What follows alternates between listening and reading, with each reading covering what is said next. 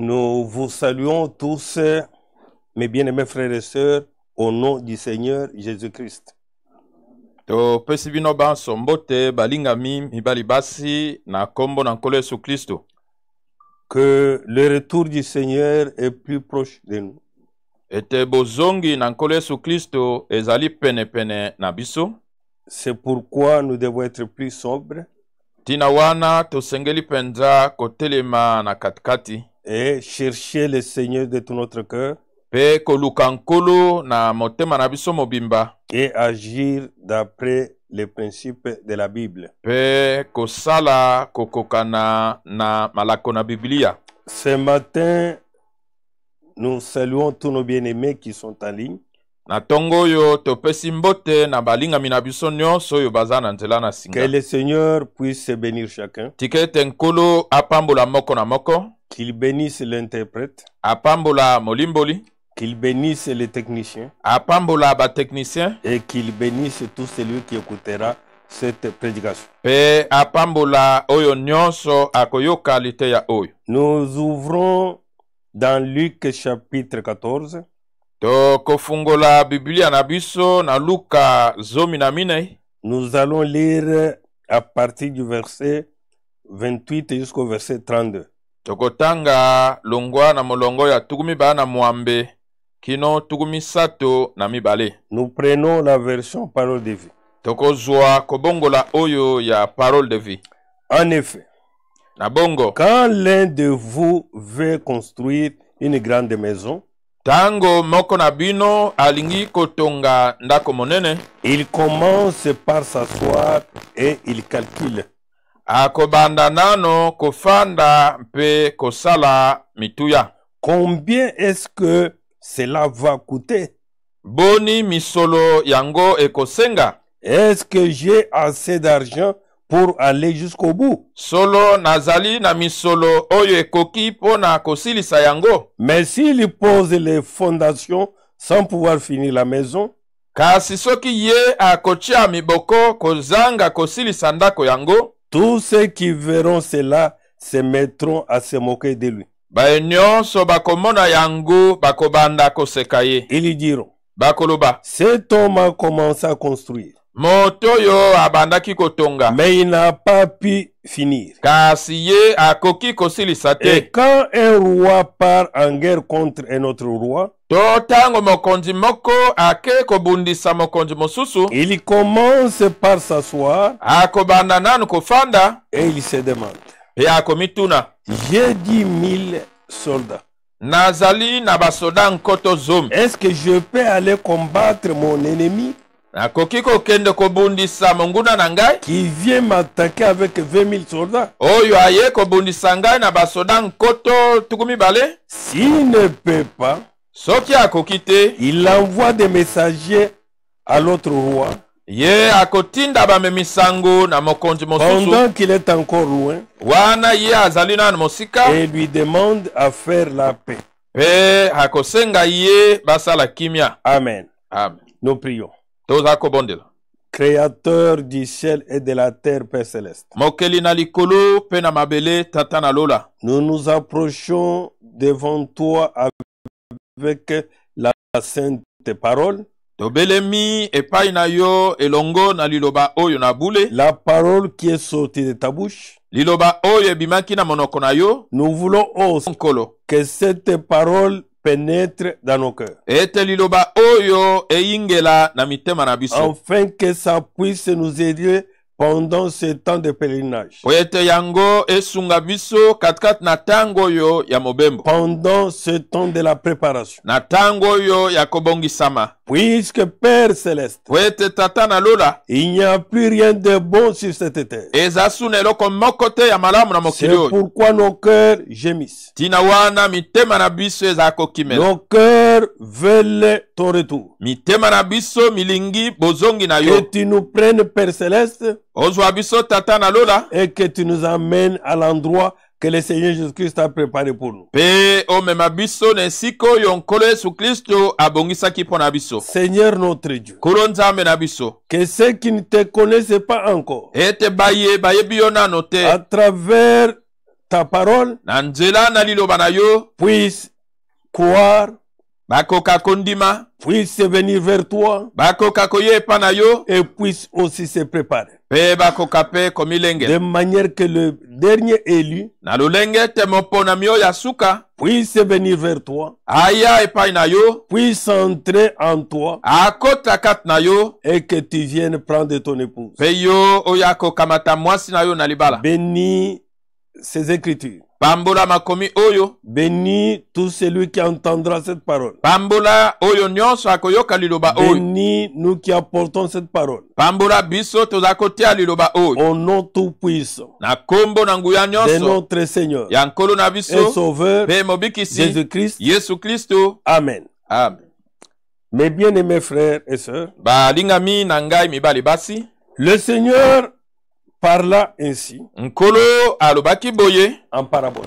na masese. Pour que réellement ceux qui ont l'Esprit du Seigneur Po ete solo baye baza na molimo na nkolo puissent entendre cela bayoka yango et puissent réellement se prendre cela à cœur pe bazwa yango solo na motema et qu'ils puissent se préparer en conséquence. pe bakoka komilengela lolenge esengeli. Il nous dit ici Alobi na biso awa, que quand l'un de vous veut construire une grande maison, tango moko na bino alingi kotonga ndako monene, qu'est-ce qu'il va faire? nini ya kosala? Qu'il se met assis Ye akofanda et qu'il puisse faire des calculs. pe akoka kosala mituya. Est-ce que j'ai des moyens Solo naza na makoki qui peuvent me permettre réellement de terminer la construction? oyo ekosunga ngai po ete nasilisa ndako. Que où soit, To quand un roi veut aller en guerre, tango mokonzi moko alingi kokenda bitumba, il fait l'inventaire des soldats qu'il a ye akotanga nano basoda aza na bango pour voir avec les soldats que l'autre possède. mpona kotala kokokana na basoda oyo Est-ce monguna que aza je na vais gagner ngai na kolonga ou je vais perdre? to na kobungisa. Mes bien-aimés, Balingami, le retour du Seigneur est imminent. bozongi na nkolo ezali penepene, Cela est évident yango ezali solo que le temps n'est plus. ete ngonga eza lisusu Nous te. avons entendu cette parole. Toyokaki liloba oyo, Mon frère, ma soeur, ndeko mwasi mobali, nous confirmons que le Seigneur rentre. kondimisaka biso ete nkolo aza kozonga. Il vient prendre l'épouse. Azali koya kokamata mwasi na libala. Peux-tu ce matin Okoki yo na tongo oyo te mettre assis kofanda, et réfléchir, kokanisa, balancer ta vie, kotala malamu malamu bomoi na yo, faire l'inventaire de ta vie? kotala malamu malamu bomoi na yo. Est-ce que s'il venait ce soir, Solo soki aye na poko oyo, est-ce que ma vie bomoi na ngai est-elle agréable à Dieu? yango eza kosepelisa Nzambe? Je partirai ou je ne partirai pas? Nakokende to nakokende te? Est-ce que mon parler Elobeli na ngai est agréable à Dieu? yango ezali kosepelisa Nzambe? Suis-je réellement chrétien Nazali solo mokristo ou je ne le suis pas? to naza mokristo te? Oui, mon frère. Boyi ndeko mbali, Oui, ma soeur. boyi ndeko mwasi. Nous sommes dans le temps où chacun doit faire son bilan. Komi na tango oyo moko na moko asengeli atala bomoi na ye. Il doit réellement examiner Asengeli solo komitala par malamu rapport à la parole de Dieu akokokana na liloba na pour Nzambe voir réellement mpona kotala est-ce solo que l'enlèvement c'est konetolama pour lui ezali ou mpona ce n'est ye pas pour lui. to eza mpona ye te.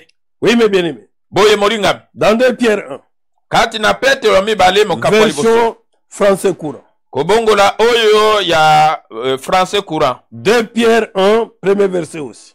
Petelo ya liboso ya mibale mokapo ya liboso Il molongo est ya écrit liboso. ainsi: Ekomami boye, de la part de Simon Pierre, kouta na Simon na Petelo, serviteur et apôtre de Jésus-Christ, mosaleli mpe ntoma na nkolo Yesu Kristo, à ceux qui, epai na baoyo par l'œuvre salutaire de notre Dieu, na nzela na mosalo ya lobiko ya Nzambe na et biso sauvé Jésus-Christ, mpe mobikisi Yesu Kristo, ont reçu une foi aussi précieuse que la nôtre. basili koyamba kondima moko oyo ya motuya lokola oyo ya biso. Il n'y a pas de foi. eza na kondima mibale te. Si nous avons la foi, soki toza na kondima elle doit être comme celle de Pierre et les autres. esengeli eza lokola oyo ya bapetelo mpe basusu. Une foi précieuse kondima oyo ya motuya que la nôtre. lokola oyo ya biso. Que la grâce et la paix vous soient accordées avec abondance. tika ete ngolu mpe kimia epesamela bino na bofuluki. Par la vraie connaissance de Dieu. na nzela na boyebi oyo ya solo ya nzambe. Et de Jésus notre Sauveur. mpe ya yesu mobikisi na biso. Par sa divine puissance, na nzela na nguya na ye na le bonzambe. Seigneur nous a donné tout ce qui nous est nécessaire pour vivre dans l'attachement à Dieu. kolo apesi biso nyonso oyo ezali ntina mpo na kobika na kokangama na nzambe. Tout ce qui puisse contribuer à ça, nyonso oyo esengeli kosunga na yango. Dieu nous l'a donné. nzambe apesi biso yango. Nous qui croyons réellement. biso oyo tondimi solo. Ayant la foi précieuse, kozalaka na kondimo ya comme motuya la foi de Pierre. lokola kondimo ya petelo. Oui, boye oui ma soeur, boye ndeko mwasi, oui mon frère. boye ndeko mobali. Que tout cela le Seigneur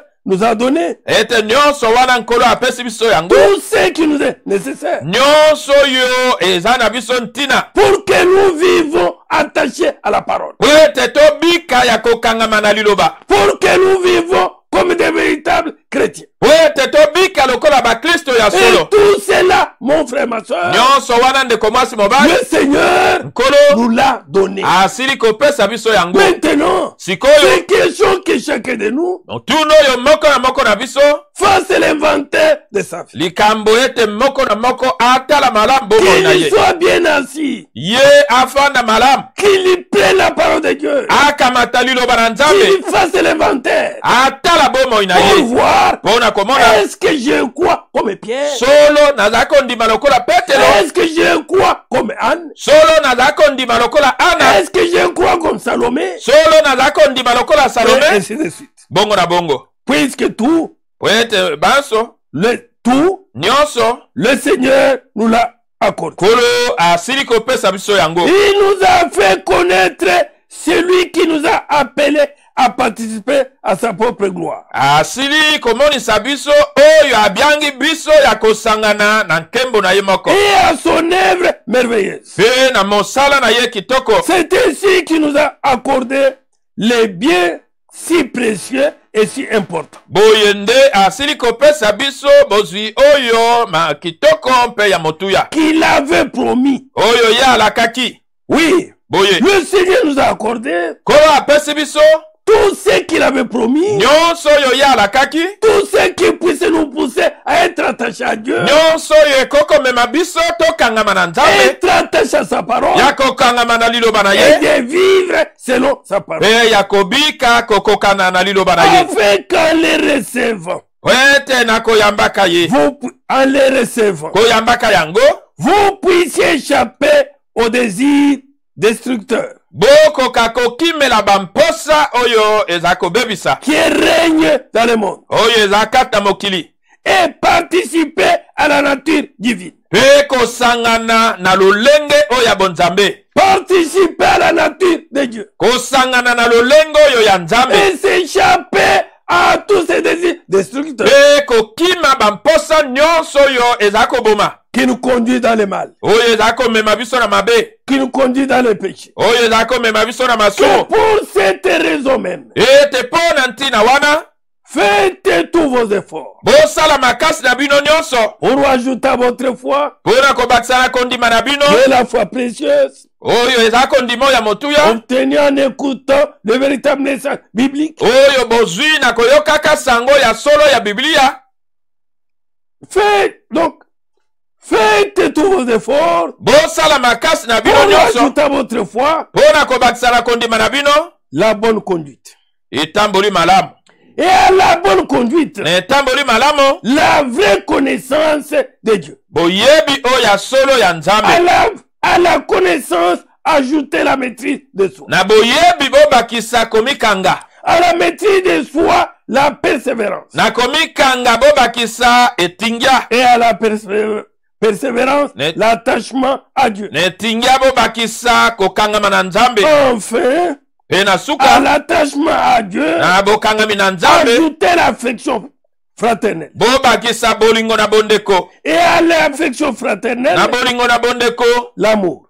bolingo na nzambe. Si vous avez ces qualités, soki bozali na mabongi et oyo si vous les développez, mpe bokomisi yango ebele elles vous rendront actifs hein, yango ekokomisa bino et mpenza na vous mosala feront progresser mpe komema bino liboso dans la connaissance de notre Seigneur Jésus-Christ. kati na boyebi ya nkolo na biso yesu kristo. Mais celui qui ne les possède pas kasi ye oyo azangi yango a la vie si courte na qu'il est comme aveugle. na komona oyo mpenza ya mokuse lokola mokufi miso La petite vie courte sur la terre. na mwa komona oyo ya moke ya mokuse awa na mabele Il oublie qu'il a été purifié de ses péchés d'autrefois. ye abosani ete asilaki kopetolama na masumu na ye ya kala. Suivez maintenant le verset 10. bolanda molongo ya zomi C'est pourquoi, tina wana frères, bandeko efforcez-vous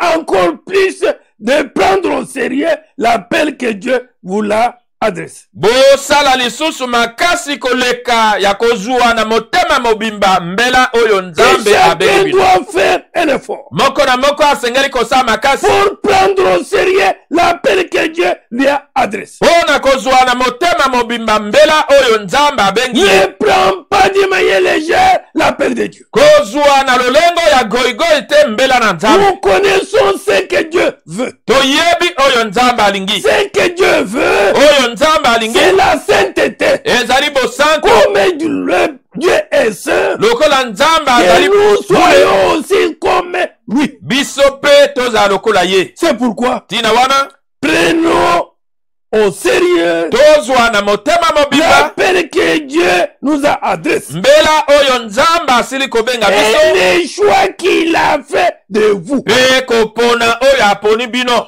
Oui, boye mon frère, ma soeur, ndeko mwasi mobali il y a beaucoup de gens sur la terre. ezali na bato ebele na mokili Mais Dieu t'a choisi. nzambe aponi yo. Ne fais pas la honte à Dieu. kopesa nzambe soni te Il t'a choisi. oyo aponi Il yo a laissé les autres. atiki basusu. Prends à cœur zwa na motema mobimba l'appel de Dieu. mbela na nzambe. Ce n'est pas que tu as été meilleur, ezali te tozalaki malamu koleka mais c'est puisque Dieu t'a prédestiné. ezali po ete nzambe abongisaki yo Prends liboso. maintenant à cœur zwa sikawa na motema mobimba ce choix de Dieu. kopona oyo ya nzambe. Car en faisant cela, jami na kosalaka yango vous ne tomberez jamais dans le mal. bino bokokwea te kati na mabe. Oui, boye verset 11. zomi na moko C'est ainsi que vous sera largement accordé le droit d'entrer dans le royaume éternel de notre Seigneur. boye nde kopesamela bino to ekofungwamela bino mpenza makoki ya kokota kati na bokonzo ya seko ya nkolo na biso Un sauveur Jésus-Christ. mpe mobikisi yesu kristo. Oui, ma soeur. boye ndeko mwasi Oui, mon frère. boye ndeko mobali Nous nous mettons assis. biso tofanda Nous prenons les Écritures. tokamata makomi Nous examinons notre vie. totala malamu Nous bomoi na faisons biso l'inventaire. totanga bomoi na biso. Oui, mon frère.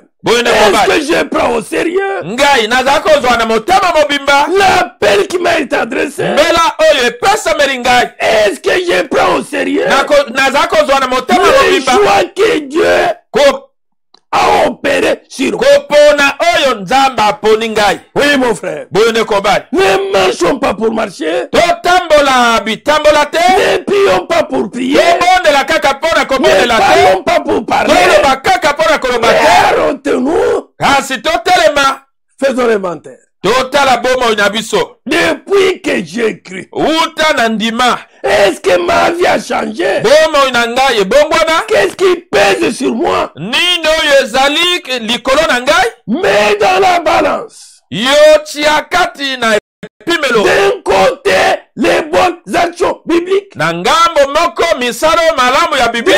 l'autre côté, les actions non bibliques que vous menez. na ngambo mosusu makambo eza na biblia Et to voyez de topika quel côté?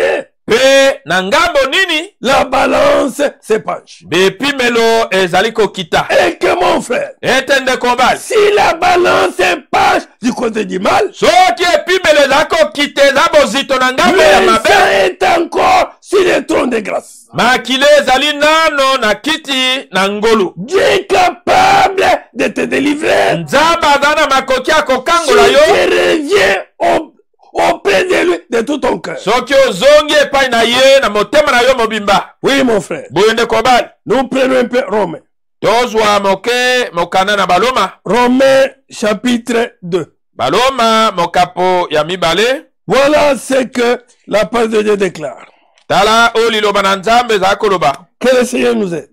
Kolo asunga biso. Toi qui juges les autres. Oyo oyo ozali kosambisa basusu. Les catholiques et les protestants, les ceci. Bamumpe, bamishoni, baboye Ces na boye. gens-là sont des païens. Bato wana baza Quand bapakano. les personnes font ceci, Moto boye songola asalaka boye. assis-toi. Yo fanda. Fais les vantés de ta vie. Tanga makambo ya bomoi na Fais le yo. rapport à la Bible. Nakokokana na Biblia. Toi qui juges les autres. Yo oyo ozali kosambisa basusu. Qui est donc ça excuse? Na bongo yo ozangi kolimbisa. Puisque tu connais la vérité, Boto oyebi solo. tu as déjà entendu. Osi oyoka Et yango. pourquoi continuer dans la mauvaise vie? Pona nini kokoba na bomoi mabe. Pourquoi continuer avec une mauvaise conduite? Pona nini kokoba na etamboli mabe. Toi qui juges les autres, Yo yo osambisaka qui basusu. est donc ça excuse? Na bongo yo ozangi Peu bolimbisi. importe qui tu es,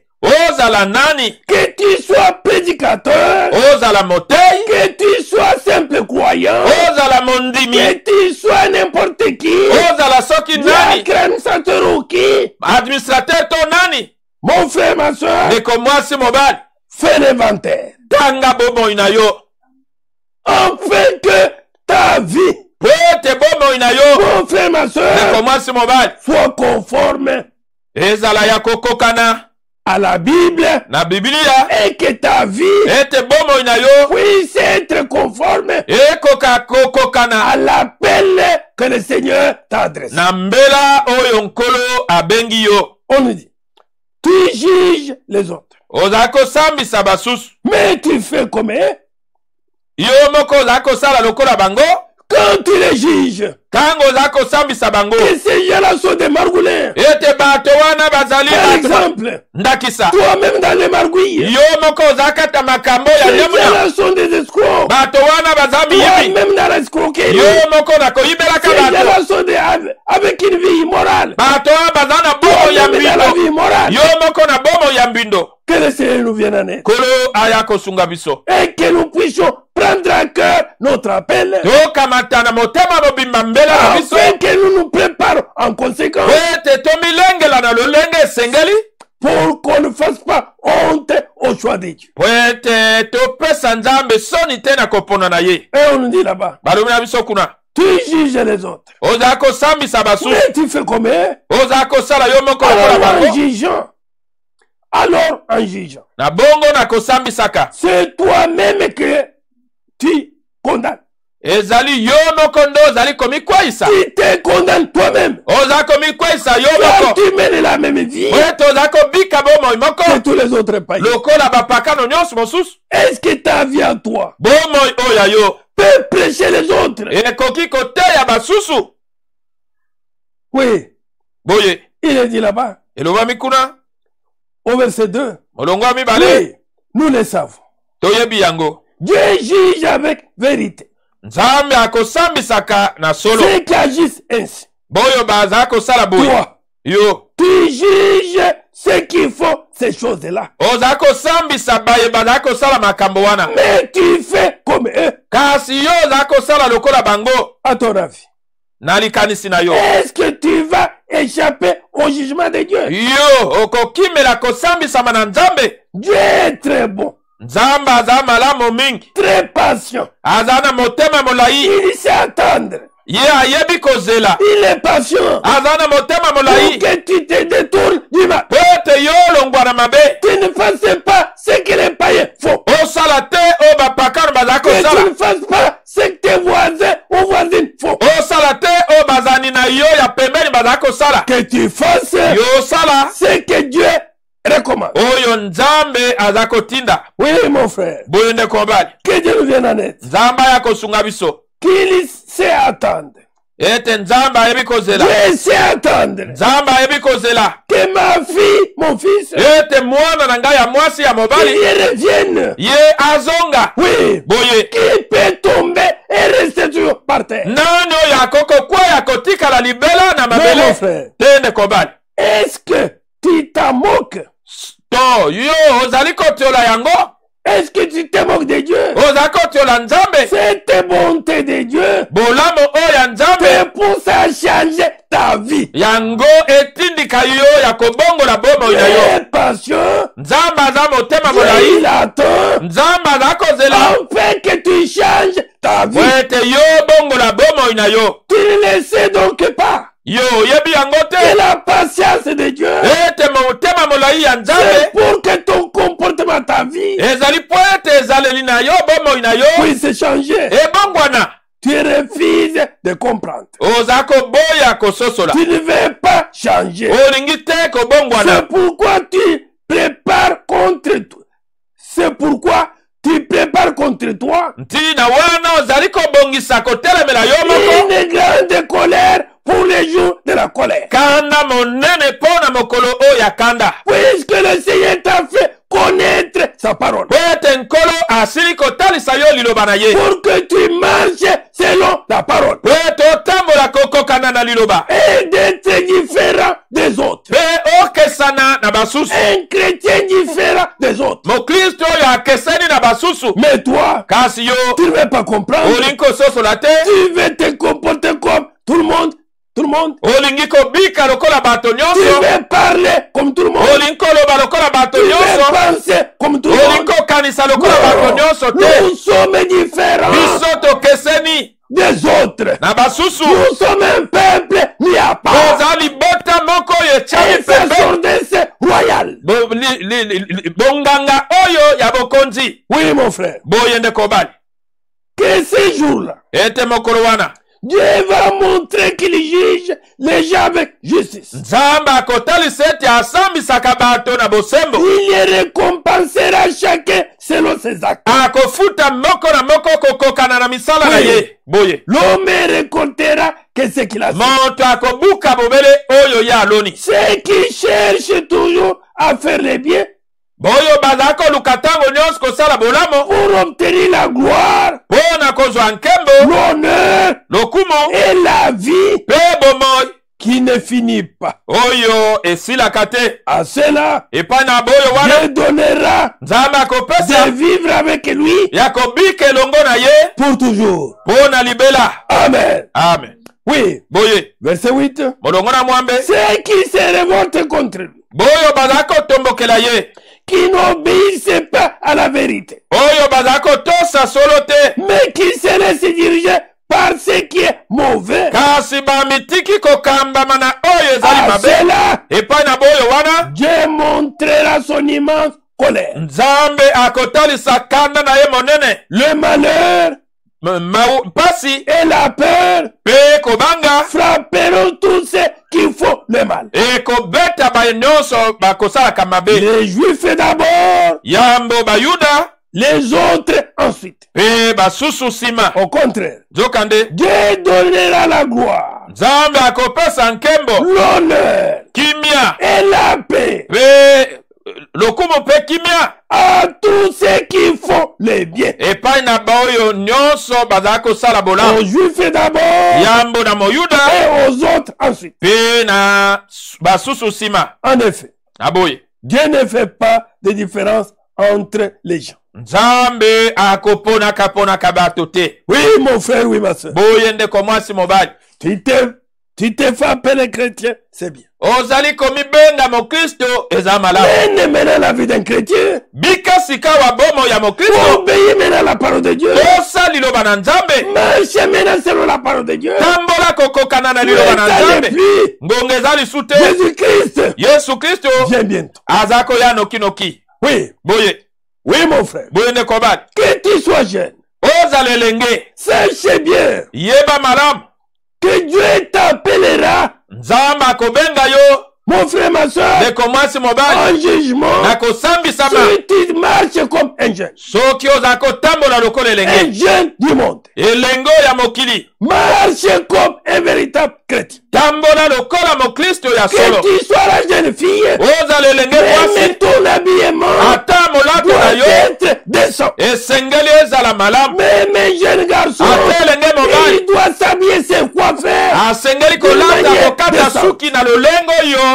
ya malamu Oui, boye tu critiques les autres, c'est bien. ozali kotonga basusu eza Mais malamu toi-même, kasi yo moko où est-ce que tu es? ozali wapi Oui, boye assis-toi. fanda Ne fais pas de bruit. kosala makelele te Examine-toi. mitala malamu Fais l'inventaire de ta vie. tala malamu bomoi na yo moko Vois de quel côté du plateau de la balance tala na ngambo nini epimelo na yo ça pèse. ezali bozito mingi Est-ce que c'est du côté du bien ou du mal? ezali na ngambo ya bolamu to ya Et mabe détourne-toi du mal. mpe longwa na mabe Oui, mon frère. boye ndeko bana Oui, ma soeur. boye ndeko mwasi Dans Éphésiens 5, kati na mokanda na baefese ya mitano nous prenons à partir du premier verset. uta na molongo ya liboso Nous irons jusqu'au verset 17. tokokende kino zomi na sambo Il est écrit là-bas. ekomami kuna Vous êtes les enfants que Dieu aime. bino bozali bana oyo nzambe alingi Eh bien, na boye imitez-le. bomekola ye Puisqu'il nous aime, po ete alingi biso il nous a adressé un appel. ye asili kobenga biso Il nous a choisi. aponi biso Imitez-le. ete bomekola ye Vivez dans l'amour comme le Christ. bobika kati ya bolingo lokola kristo Il nous a aimés ye alingaki biso et il a donné sa vie pour nous. mpe apesaki bomoi na ye mpo na biso Comme une offrande, un sacrifice agréable à Dieu. lokola likabo mbeka oyo mpenza kitoko epai na nzambe Vous appartenez à Dieu. bino bozali ya nzambe Amen. amen Vous appartenez à Dieu et Bino. non au monde. bino bozali ya nzambe kasi ya mokili te C'est pourquoi nous devons nous comporter comme Dieu. ntina wana tosengeli kobika kotambola lokola Un nzambe petit Dieu sur la terre. mwa nzambe ya moke awa na mokili Donc, na boye chez vous, epai na bino on ne doit même pas entendre prier de certaines choses. Parler de certaines choses. asengeli te koyoka koloba na ntina na makambo mosusu Par exemple, ndakisa faire toutes sortes d'actions immorales kosala lolenge nyonso ya misala oyo ya mbindo to kindumba et mauvaises oyo ya mabe qu'on ne doit pas les entendre parmi vous. esengeli te eyokana katikati na bino Puisque nous appartenons à Dieu. po ete biso tozali ya nzambe Fermez l'élémentaire. tala sika wa bomoi na yo Est-ce que ces choses-là, makambo wana cette mauvaise vie-là, bomoi mabe wana ces actions-là immorales et mauvaises, misala oyo ya mbindo oyo ya mabe sont parties de toi? yango esili kolongwa kati na yo Cherchez à avoir tout pour soi. koluka nyonso ezala kaka ya yo La cupidité, l'égoïsme. lokoso ya misolo bopimi Non. te Pas de paroles grossières, maloba oyo ya pamba te ni stupides, ni sales. to ya bozoba to oyo ya bosoto Oui, boye nous ne voulons pas que cela sorte de nous. tolingi te ete yango ebima uta na biso Nous ne voulons même pas les suivre, même à la télévision. tolingi ata kolanda yango te na televizio Même dans la rue, vous les entendez détourner l'oreille. ata na balabala oyoki yango longola litoi Oui, boye puisque une mauvaise influence po ete kobendama oyo ya mabe va corrompre les mœurs. yango ekobebisa bizaleli malamu Pas de paroles grossières, ni stupides, maloba ni oyo sales. ya pamba ya bozoba ya bosoto te Cela ne se fait pas. yango esalemaka te Mais quand vous parlez, kasi wana ezali bino koloba faites-le plutôt pour remercier Dieu. bosala yango nzokande mpo na kotonda nzambe Vous devez savoir ceci. bosengeli koyeba boye Ceux qui mènent une vie morale boyo bazali kobika bomoi ya mbindo ou mauvaise to ya mabe ne participeront pas au royaume du Christ bango bakosangana te na bokonzi na kristo et de Dieu. mpe ya nzambe Les gens qui veulent tout pour eux-mêmes, bato oyo ya bopimi les qui pillent les égoïstes, bato na lokoso na misolo na qui bopimi veulent tout pour eux-mêmes, balingi ete nyonso eza ne ya bango participeront pas non plus. bango mpe bakosangana na bokonzi na nzambe te Tout vouloir pour soi, na bongo kolinga ete nyonso eza ya yo c'est une façon d'adorer les faux dieux. eza lolengo ya kogumamela bikeko Personne ne doit vous tromper avec des paroles creuses. moto akosa bino te na maloba ya pamba À cause de tout cela, na ntina na nyonso wana la colère de Dieu vient sur les gens qui refusent de lui obéir. kanda na nzambe eza koya liko na bato bazali koboya kotosa ye Ne faites donc pas comme eux. na bongo bosala te lokola bango Soyons différents d'eux. tozala ya kokesana na Car bango il a dit dans Malachie, nzambe alobi na malakia toi qui mettras la différence na misato ete akotia entre bokeseni ceux qui servent Dieu katikati na boyo bazali kosalela et ceux nzambe qui ne le servent pas. mpe boyo bazali kosalela ye Entre nous te les chrétiens katikati na biso et les bakristo païens. mpe bapakano Oui, boye oui mon frère. boye ndeko bali On dit là-bas, balobi na biso kuna ne faites donc pas comme eux. na bongo bosala lokola bango te Oui, boye avant, liboso vous étiez dans la nuit. na kalakala bozalaki Mais kati na maintenant, molili kasi En sikoyo étant unis au Seigneur, kozalaka na bomoko na nkolo vous êtes dans la lumière. bozali kati na pole Vivez comme des gens qui appartiennent à la lumière. bobika lokola bato oyo bazali ya pole Ce que la lumière produit, oyo pole ezalaki kobimisa c'est toute action bonne, eza lolenge ya misala nyonso malamu juste ya oyo ya sembo et vrai. mpe ya solo Voilà ce que la lumière produit. tala oyo pole ebotaka Des œuvres bonnes, misala oyo malamu des œuvres justes, misala oyo ya sembo des œuvres vraies. misala oyo ya solo Cherchez ce qui plaît au Seigneur. bolukaka oyo ezalaki kosepelisa Oui, nkolo mon frère. boye ndeko bali Il n'y a qu'une chose eza kaka na eloko moko qui plaît au Seigneur, oyo esepelisaka c'est nkolo sa parole. eza liloba na ye C'est pourquoi, ntina wana à tout moment, na ntango quand nyonso nous voulons agir, ntango tolingi kosala qu'est-ce que la parole de Dieu dit? liloba na nzambe elobi nini Si le Seigneur Jésus était sur la terre soki nkolo yesu kristo azalaka na et mokili qu'il était devant une situation telle que la mienne, mpe azalaka liboso na likambo lokola oyo ya ngai comment il allait agir? ndenge nini alingaki kosala Comment il allait répondre? ndenge nini alingaki koyanola Comment il devrait marcher? ndenge nini asengelaki kotambola Oui, mon frère. boye ndeko bali Oui, ma soeur. boye ndeko mwasi Fais l'inventaire. tanga bomoi na yo Ne crie pas seulement l'enlèvement. konganga kaka te Fais kondetolama l'inventaire de ta vie. tanga bomoi na yo Fais l'inventaire de tes actions tanga misala na yo pour voir réellement mpona kotala solo de quel côté ça pèse. na ngambo nini kilo ezali Mets ta vie dans la balance. tia bomoi na yo na epimelo Vois maintenant de quel côté ça pèse. tala na ngambo nini epimelo ezali na bozito Oui, mingi mon frère. boye ndeko bali Les actions qui appartiennent à la nuit misala oyo ezali ya molili ne produisent rien de bon. yango ebotaka eloko moko te ya malamu Ni participer, au contraire, dénoncez-le.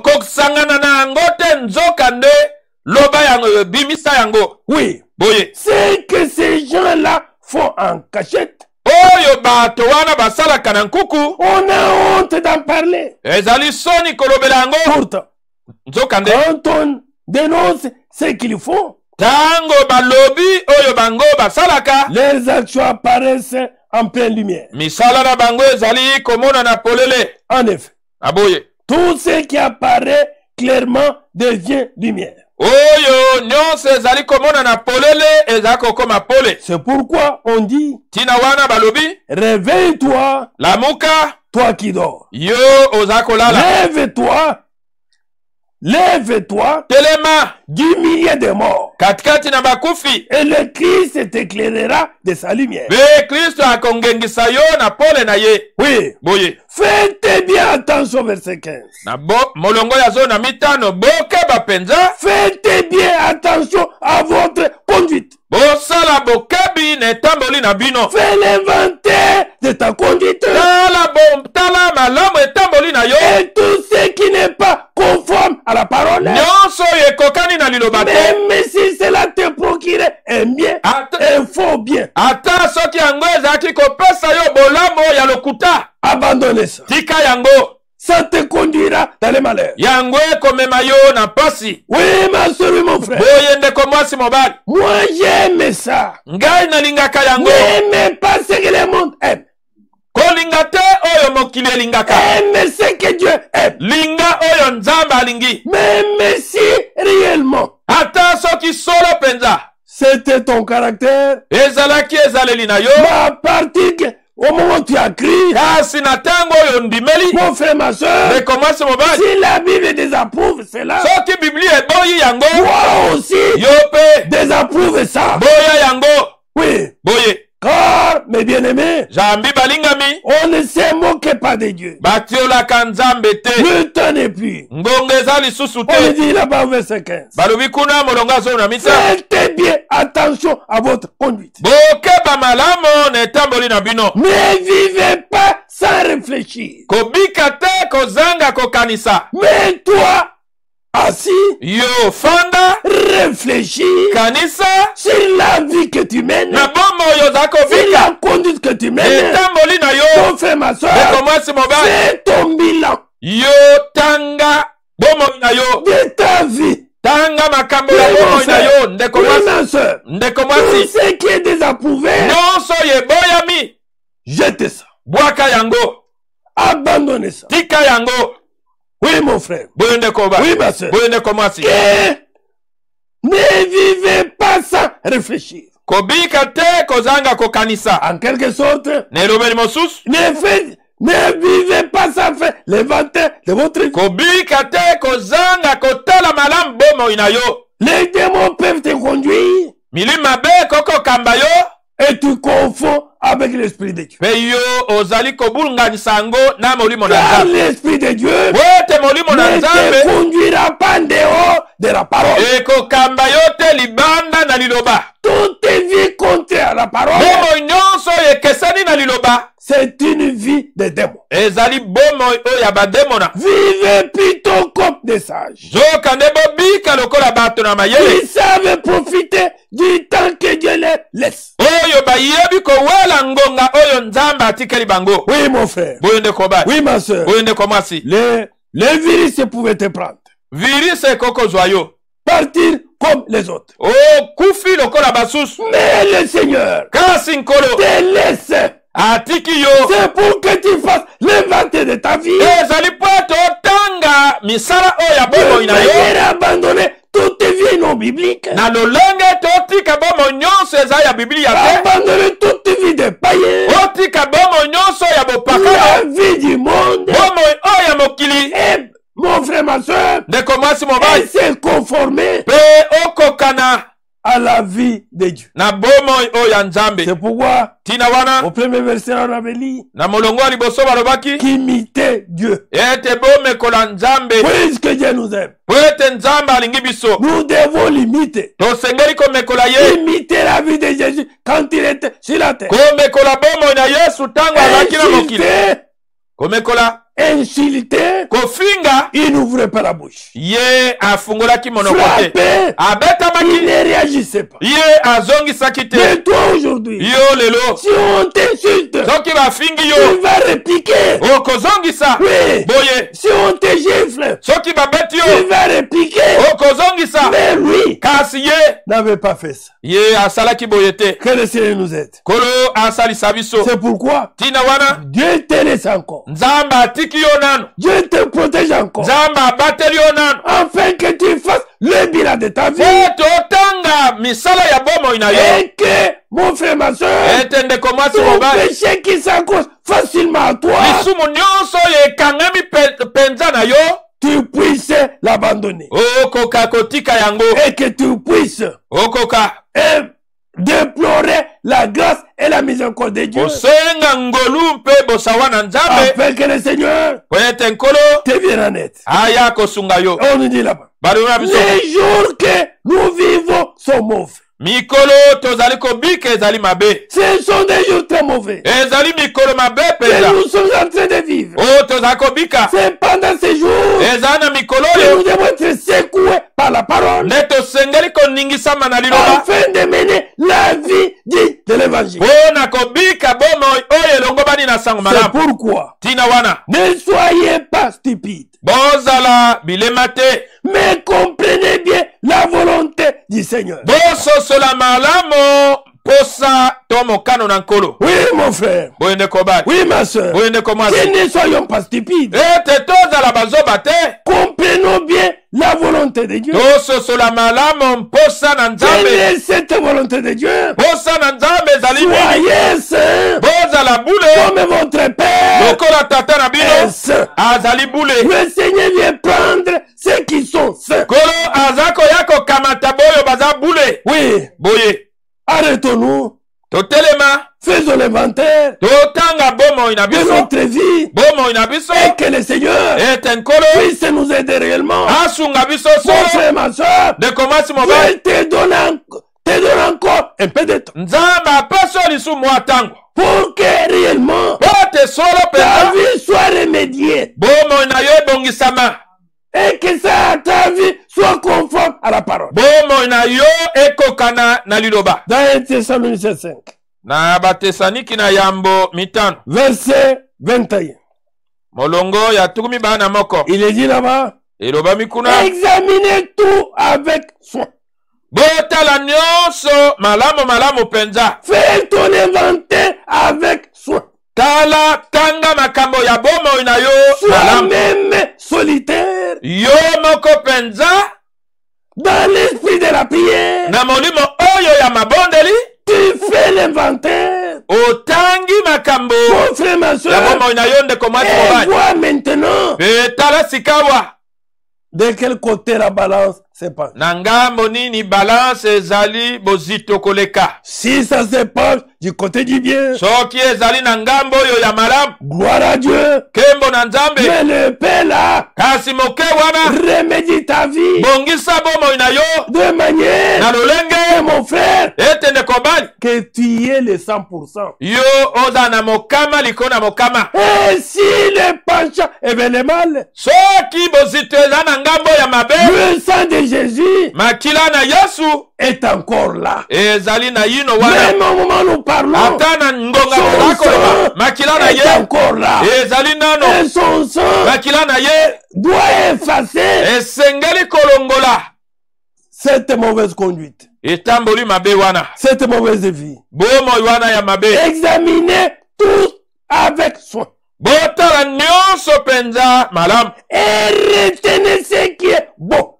Bosimba oyo eza malamu. Ce qui est mal, goûtez ça. Oyo eza mabe bwaka yango libanda. Jetez ça plus loin. Bwaka yango mosika. Retenez uniquement Bosimba kaka ce qui est bon. oyo ezali malamu. Évitez le mal sous toutes ses formes. Boboya mabe na lolenge nango nyonso. On doit condamner le mal sous toutes ses formes. Esengeli kokwesa mabe na lolenge nango nyonso. Amen. Amen. On ne doit pas rire devant le mal. Esengeli te koseka liboso na mabe. Non, mon frère. Tene kombani. La Bible nous recommande Bibli etindi biso. au verset 22. Molongo atukumi bana mibale. Évitez le mal sous toutes ses formes. Boboya mabe na lolenge nango nyonso. Que le Dieu de la paix lui-même Tikete nzambe na kimia ye moko. vous fasse vivre totalement pour lui. Akoka kobikisa bino mobimba mpo na ye.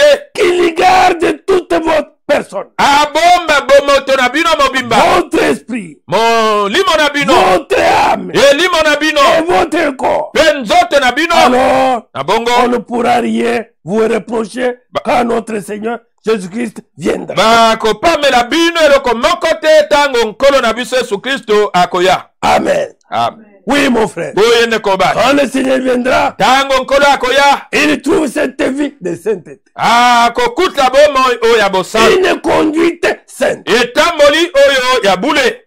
Un agissement saint. Esaleli oyo ya bule. Un parler saint. Elobeli oyo ya bule. Que Dieu nous vienne en aide. Tikete nzamba ya kosunga C'est biso. pourquoi, mes bien-aimés frères, Tina wana balinga bandeko. en entrant dans 2 Corinthiens 13, Na kokotaka na bakorinti ya mibale zomi na misato. nous prenons la version français courant. Tozali kozwa kobongola oyo ya lopoto ya pete. Et au verset 5.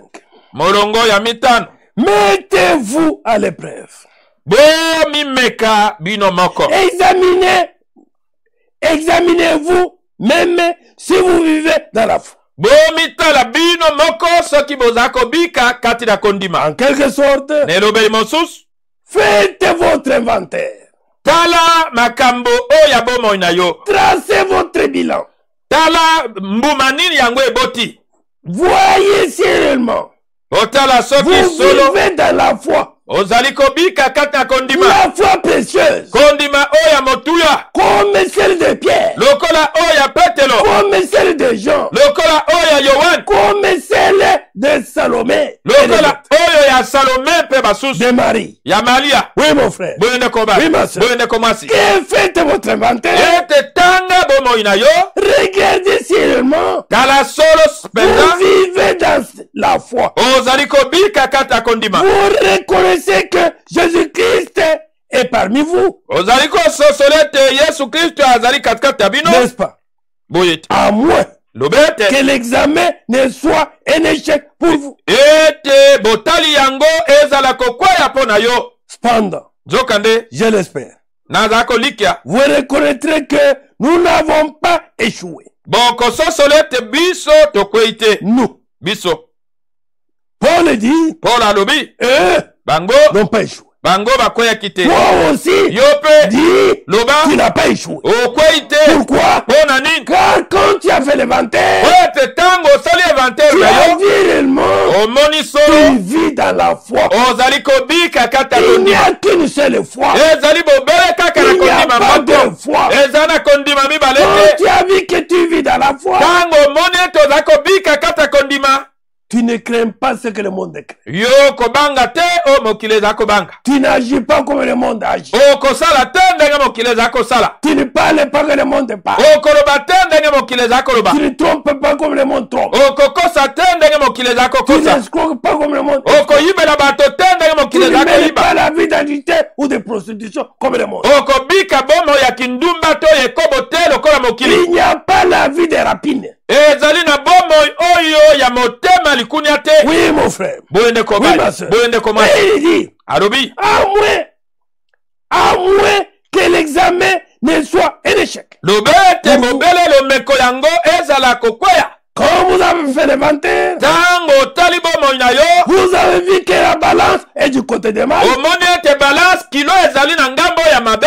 Un échec. Wana ezali kokweya. Que mais pour eux, Alobete pona bango. et pour nous les véritables chrétiens aussi, Pona biso pe ba Kristo ya mon solo. frère, ma soeur, Ne komasi mobali. que ce n'est pas un échec. Ete ezali kokweya te. Cependant, Zokande. je l'espère, Naza kolikia. vous reconnaîtrez que nous n'avons pas échoué. Bino bokoso solo ete biso tokweite. Nous prions Dieu Toza kobondela nzambe. que vous ne fassiez aucun mal. Ete bino bosala mabe Nous mokote. désirons non pas démontrer par là notre réussite, Biso tolingi te kotalisa na nzela wana kolonga na biso.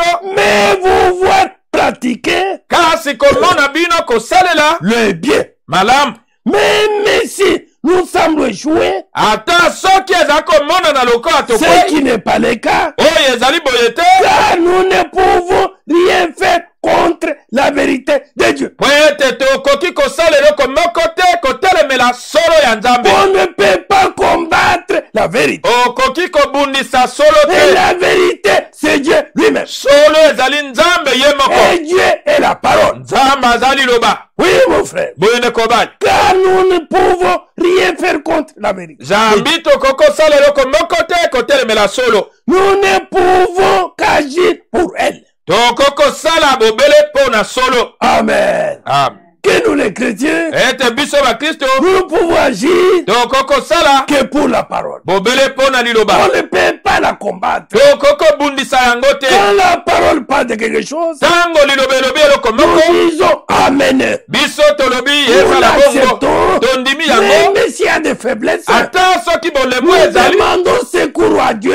Tosengi lisungi na Et le nzambe. Seigneur Kolo vient à notre secours akoya kosunga biso. et pour vivre Mpo na kobika sa parole. liloba na ye. Gloire à Dieu. Kembo na nzambe. Que le Seigneur soit loué. Tikete nkolo akumisama. Qu'il soit béni. Apambolama. qu'il soit élevé, ye atombolama qu'il soit glorifié, akumisama puisqu'il nous a choisis. bwete aponi biso Oui, mon frère. ndeko mwasi Oui, ma mola soeur. ndeko mwasi Du jour au jour, mokolo na mokolo le bien doit dominer le mal. bolamo malamu esengeli ekonza liko na mabe. Nous prenons dans Jérémie 17. tozali kozwa na Ilimia 17. Voilà ce que la parole de Dieu déclare. tala oyo liloba na nzambe ezala koloba. Je prends verset 9 et 10. nazala kozwa molongo ya libwa mpe ya 10. Le cœur humain est plus trompeur que tout. motema na moto ezali na bokosi koleka nyonso. Personne ne peut le guérir. moto moko te akoki kobikisa yango. Personne ne peut le comprendre. moto moko akoki kososola yango te. Le cœur de l'homme. motema na moto. Mon frère, ma soeur. ndeko mwasi mobali. Quand il n'a pas reçu Dieu, tango oyambi nzambe te. c'est un cœur trompeur. eza motema oyo ya bokosi. Un cœur rempli de rapines. motema oyo etondi mpenza na nzube. Verset 10. molongo na 10. Moi, le Seigneur, ngai nkolo j'examine les pensées et les désirs de tous. nakotalaka makanisi mpe bamposa ya bato nyonso. Le Seigneur examine même la profondeur de ton cœur. nkolo azali kotala ata bozindo ya motema na yo. Je peux traiter chacun selon sa conduite. nakoki kosalela moko na moko kolandana na etamboli na ye. Selon les résultats de ses actions. kokokana na mbuma ya misala na ye. Oui. boye Oui, mon frère. boye ndeko bali. Je te donne une occasion. nzambe apesi yo libaku. Toi-même, yo moko assis-toi. fanda. Fais l'inventaire tala bomoi na de yo. ta vie. bomoi na yo. Vois de quel côté tala na ngambo le nini plateau de la balance penche. balance ezali kokita. Oui, mon frère. boye ndeko bali. Oui, ma soeur. boye ndeko mwasi. Implore la grâce de Dieu. senga ngolu na nzambe. Implore Dieu.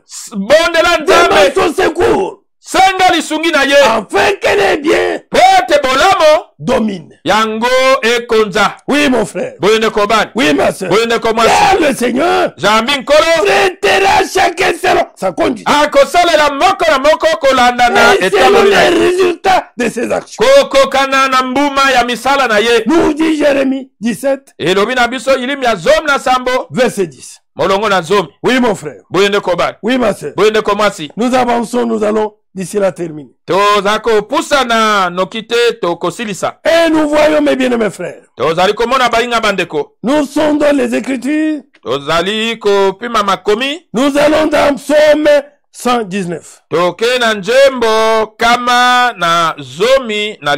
Voilà ce que la parole de Dieu déclare à partir du premier verset. tala oyo liloba na nzambe ezali koloba wuta na molongo ya liboso. Ils sont heureux, bazali na esengo ceux qui se conduisent parfaitement. baoyo bazali kotambola na bosembo mpenza. Ils ont fait l'inventaire de leur vie. basili kotala kotanga bomoi na bango. Ils ont vu que leur marche est conforme à la parole. bamoni ete etamboli na bango ekokani na liloba. Leur parler conforme à la parole. elobeli na bango ekokani na liloba. Leurs pensées sont justes. makanisi na bango ezali sembo. Ce sont des hommes heureux. bazali bato na esengo. Ce sont des femmes heureuses. bazali basi oyo na esengo. Qui sont heureux? ete bazali na esengo. Ceux qui se conduisent parfaitement. oyo bazali kotambola na bosembo Qui nyonso. respectent la loi du Seigneur. oyo bazali kotosa mobeko na nkolo. Ces gens-là respectent la parole du Seigneur. bato wana bazali kotosa liloba na nkolo. Ils sont heureux. bazali na esengo. Ceux qui obéissent à ses ordres. boyo bazali kotosa mibeko na ye. Amen. amen. Amen. amen. Voilà ces hommes heureux. tala bato oyo na esengo. Ils cherchent le Seigneur de tout leur cœur. bazali koluka nkolo na motema na bango mobimba. Il ne faut aucun mal. bazali kosala mabe moko te. Oui, mon frère. boyo ndeko bali. Oui, ma soeur. boyo ndeko mwasi. Ils ont écarté le mal sous toutes ses formes. basili kolongola mabe na lolenge na ngo nyonso. Comme nous l'avons lu dans 1 Thessaloniciens 5. lokola totangaki na batesaniki na yambo Que mitano. rejeter le mal sous toutes ses formes. ete bwaka mabe na lolenge na ngo nyonso. Oui. boye Il ne faut aucun mal. bazali kosala mabe moko te, Ils vivent comme le Seigneur le demande. bazali kobika ndenge nkolo azali kosenga, Comme Dieu demande de faire ceci, lokola nzambe asengi ete bosala de boye, marcher comme ça, tambola de boye, parler comme ça, loba boye, de s'habiller comme ça, lata boye, de se coiffer comme ça. bongisa suki boye, Et il se conforme à ses ordres. bazali penza komikokanisa Même na dans malako na la ye. vie conjugale, Ata kati na bomoi na il libala, se conforme aux prescriptions du Seigneur. bazali penza komikokanisa na malako na nkolo. Même dans leur jeunesse, Ata na bolenge na il se bango, conforme aux prescriptions du Seigneur. bazali komikokanisa na malako na nkolo. Seigneur, Kolo, tu fais connaître tes exigences. ozali kotalisa masengeli na yo. Oui, Boye. le Seigneur nous fait connaître sa parole. Kolo azali kotalisa biso liloba na ye. Pourquoi il nous fait connaître sa parole? Mpona nini azali kotalisa biso yango? La Bible dit, Bible elobi pour qu'on les respecte avec soin. po ete batosa yango penza mobimba. On ne prêche pas pour faire rire aux gens. Tozali koteya te mpona kosekisa bato. Aujourd'hui, nous avons beaucoup ri. Lelo toseki mingi, En tout cas, c'est amusant. penza ezalaki kosekisa te. Quand la parole de Dieu sort, Tango liloba na nzambe ebimi, c'est pour qu'on la respecte ezali po ete batosa yango avec soin. penza malamu malamu. Amen. Amen. Oui, Boye, c'est verset 4. molongo ya mine, J'ai relis ça. naza kotanga yango Ça fait lisusu. du bien. Eza penza Seigneur, kolo, tu fais connaître tes exigences.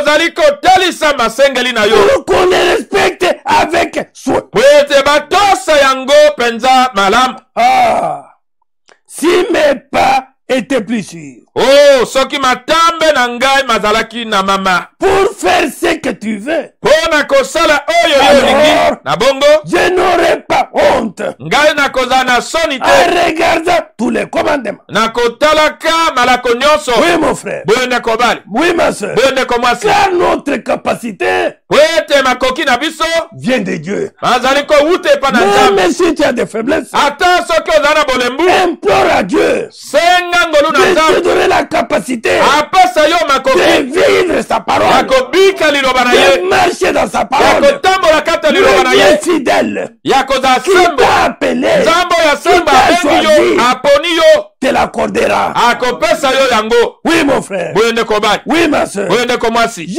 Je te dirai merci du fond du cœur. Nakoloba na yo matondi uta na bozindo ya motema na ngai. En étudiant tes décisions justes, Nakoyekolaka mikano na yo oyo ya sembo. je vais faire ce que tu veux Nakosala oyo yo olingi. et ne m'abandonne jamais. Mpe kosundola ngai te. Dieu ne peut pas abandonner Nzambe akokosundola te.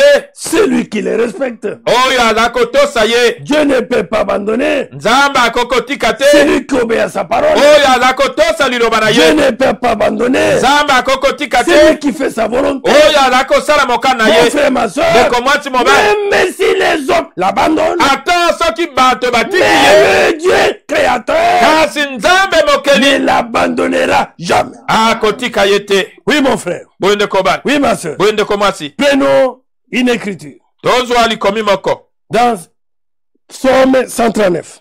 na njembo kama na tuku misatu na libwa. Et je pense que nous allons arrêter là.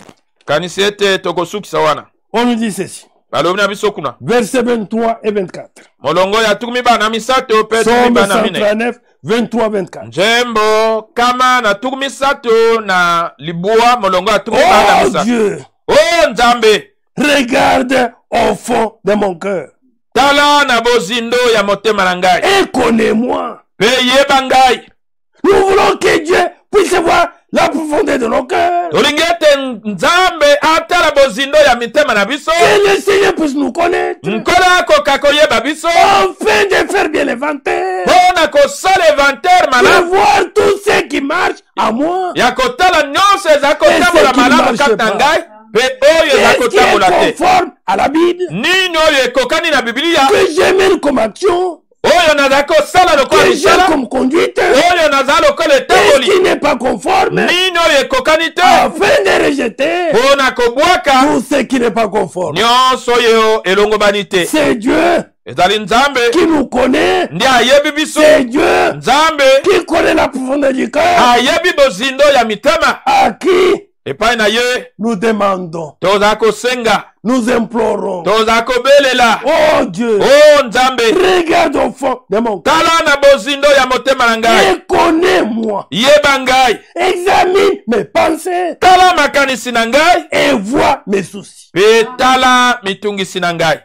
Oui, Boye, les soucis mitungisi qui est les besoins pressants, oyo ezali mposa oyo ya lombangu, c'est d'être comme lui, ezali ya kozala lokola ye, de marcher comme lui, ya kotambola lokola ye, d'agir comme lui, ya kosala lokola ye, et ça soit les soucis de chacun. yango ezala mposa ya moko na moko, Un désir ardent de chacun. mposa monene ya moko na moko. 24. Tukumi bana mine, Regarde si je suis sur un chemin dangereux. tala soki nazali na nzela oyo ya likama. Oui, Boye, quand tu fais l'inventaire, tango otali bomoi na mon yo, frère, ma soeur, ndeko mwasi mobali, tu as besoin du secours de Dieu ozala na posa ya lisungi na pour nzambe, que le Seigneur qui te connaît mieux, po ete nkolo oyo ayebi yo malamu tu koleka, risques de mal faire l'inventaire. okoki kosala mabe Mais motali Dieu wana. qui te connaît mieux, Nzambe oyo ayebi yo malamu, qui connaît la profondeur de ton âme, oyo ayebi bozindo ya motema na qui yo, connaît tes pensées, ayebi makanisi na qui yo, connaît ta conduite, ayebi etamboli ya bomoi na mon yo, frère, ndeko ma basi, soeur, ndeko mwasi, il puisse voir, akoka kotala, qu'il les regarde bien. atala malamu. Si je suis sur un chemin dangereux, Soki nazala na nzela moko ya likama, et conduis-moi pe kamba ngai sur ton chemin, na nzela na yo, que j'abandonne le chemin dangereux, nakoka kotika nzela oyo ya likama, que j'abandonne la mauvaise vie, nakoka kotika bomoi mabe, que je n'imite pas les mondains, nakoka komekola bato na que mokili je te, ne vive pas comme tous ces gens-là, nabika te lokola bato nyonso wana, puisque le chemin est large, po ete nzela oyo ya monene c'est un chemin dangereux eza nzela oyo ya likama, qui va m'amener dans la perdition. oyo ekomema ngai na libebi. Mais toi, Seigneur, Kasi yo nkolo, toi qui m'as appelé, yo oyo obengaki toi ngai, qui m'as élu, yo oyo oponaki toi qui ngai, m'as choisi, yo oyo oponi ngai, conduis-moi kamba ngai sur ton chemin. na nzela na yo, Ce chemin qui est sûr pour toujours. nzela oyo ezali ya mama mpo na libela. Voilà notre prière ce matin. Tala libonde na biso na tongo, Que le Seigneur nous sauve. ete nkolo akoka kotala biso, Qui sonde la profondeur de nos cœurs. atala bozindo ya mitema na Si biso. nous sommes sur un chemin dangereux, Soki tozali na nzela oyo ya likama, mon frère, ma soeur, ndeko mwasi mobali, demandons le secours du Seigneur. tosenga lisungi na nkolo, Puisque la Bible dit, po ete biblia il elobi est notre secours, azali sungi na même biso dans le temps de la détresse. ata na ntango oyo ya pasi. Amen. Amen. Que le Seigneur le secours, Tika ete nkolo azali sungi, lui qui nous a créés, ye oyo akelaki biso, qui nous a appelés, abengi biso, qui nous a élus, aponi qui biso, nous a choisis, aponi biso, puisse nous détourner akoka kolongola biso du chemin na dangereux nzela oyo ya likama, qui conduit dans la perdition oyo eza komema na et libebi, qui nous place atia biso sur son chemin. na nzela oyo ya ye, Un petit chemin, mwa nzela oyo ya un moke, chemin racailleux, nzela oyo ya kaka, tracé par le sang de Jésus oyo ebongisami na makila na et qui nous Yesu, conduit oyo eza komema dans la biso vie kati na de bomo l'éternité, ya seko, dans la vie na bomo éternelle. ya seko. Oui, mon Oyo frère, ndeko oui, basi, ma soeur, oyo ndeko mwasi, nous prions, c'est bien.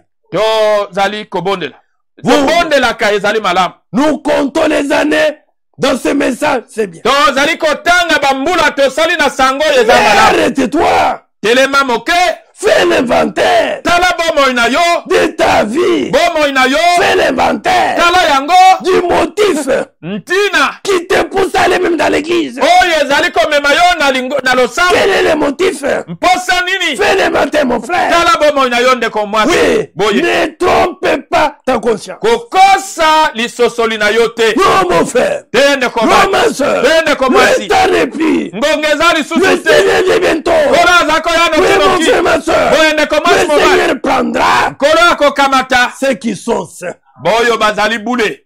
Que le Seigneur bénisse chacun. Tika ete nkolo apambola moko na Que moko. chacun prenne au sérieux son appel, moko na moko azwa na motema mobimba mbela na ye, qu'il choisisse le jour qu'il veut faire l'inventaire, apo na mokolo oyo alingi kotala bomoi na ye, qu'il soit seul à faire son inventaire, azala kaka ye moko kosalaka inventaire na ye, il prend la Bible comme le miroir, akamata biblia lokola kitalatala, de voir chaque action qu'il mène, atala likambo moko na moko oyo ye la asalaka, vie qu'il mène, bomoi oyo ye abikaka, le parler qu'il prononce. elobeli na ye.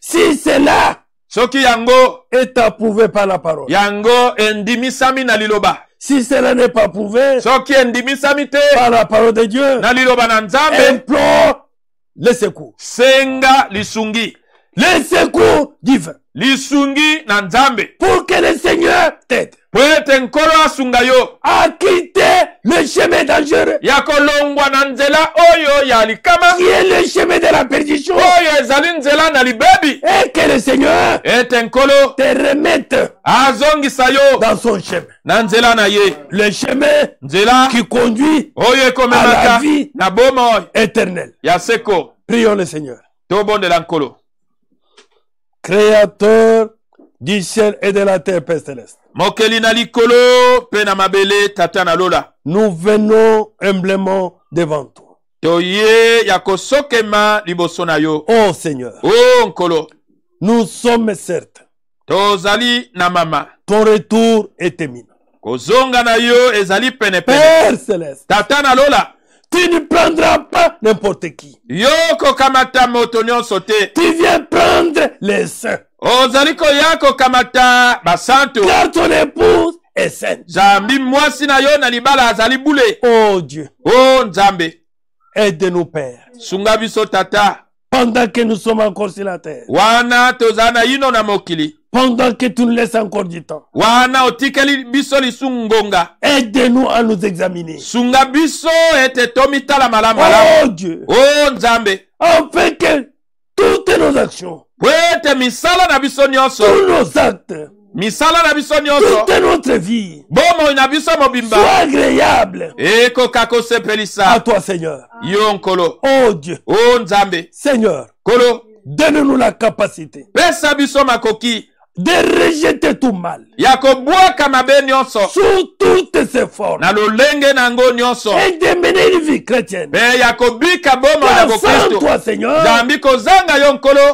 nous ne ferons rien. tokosala eloko moko C'est te. pourquoi, Tina wana, prends soin de chacun Seigneur. zwa mokumba moko na moko nkolo, Prends la vie de chacun Seigneur. zwa bomoi ya moko na moko nkolo, Assiste chacun Seigneur. sunga moko na moko nkolo, Créateur du ciel de la terre. mokeli na likolo mpe na Toi mabele, le Dieu véritable. Nzambe na solo, Toi le Dieu redoutable. yo nzambe oyo Nous asomo, nous confions en toi Seigneur. tomitombeli epa na yo nkolo. Seigneur, Nkolo, nous avons confiance. toza na elikya, Toi qui as commencé cette œuvre, yo oyo obandaki mosala oyo, tu l'achèveras. okosilisa yango. Car tu es le Dieu fidèle. Zambi ozali nzambe oyo asembo. Oh Dieu, O Nzambe, je viens avec chacun de tes fils. na ye elongo na moko na bana yo Je viens libala. avec chacune de tes fils. Na ye elongo na moko na bana yo Le ya basi. désir ardent de notre cœur, Posa monene ya mitema na biso, c'est d'être comme toi. ezali akozala lokola yo. Oh Dieu, O Nzambe, avec toi, elongo na yo, cela est possible. yango ekokosala. C'est pourquoi Tina wana, ne nous abandonnez pas. kotika biso te.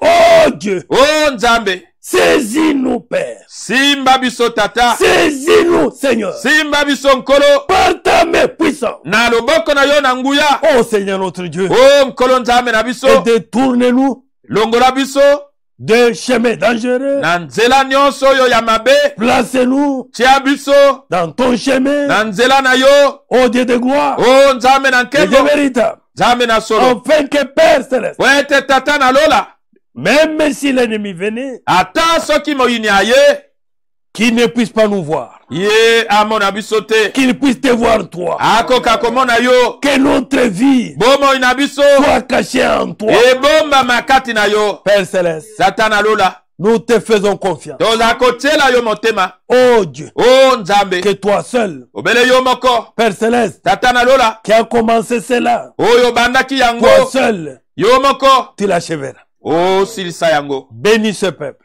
Pambola libota oyo, bénis tes rachetés, pambola basikolami na yo, ouvre toutes les portes. fungola bikuke nyonso Pendant ce temps, Seigneur, na ntango oyo nkolo, que chacun puisse vraiment te croiser. moko na moko akuta na solo na Que yo, chacun fasse de nouvelles expériences avec toi. moko na moko asala mabiki oyo asika elongo Que na yo, chacun puisse avoir l'assurance. moko na moko azwa mama Père Céleste, tata na lola, que tous ceux qui obéissent à ta parole, boyo nyonso bazala kotosa que liloba tu na n'as yo, pas encore scellé, oyo otie nano elembo te, scellez-le tia bango elembo du Saint-Esprit, na molimo santo Dieu de gloire, nzambe na que nkembo, ceux qui sont malades dans le corps oyo bazala kobela kati na nzoto puissent retrouver la guérison bazwa libiki na nzoto à travers tes maîtrises. na nzela na mapipi na Que yo, ceux qui ont d'autres besoins oyo bazala na bosenga mosusu soient la solution zala eyano à tout problème. na likambo nyonso. Père Céleste, Tata na lola nous croyons de tout notre cœur tondimi na motema na biso que mobimba, toi, le Dieu vivant, yo nzambe na bomo, toi, le Dieu présent, yo nzambe ozali na tu es biso, le Dieu qui nous écoute nzambe oyo aza koyoka et tu biso, es le Dieu qui nous exauce. nzambe aza koyanola biso. Que l'honneur, Tika ete lokumu que la gloire, kembo que la victoire elonga te reviennent. ezonge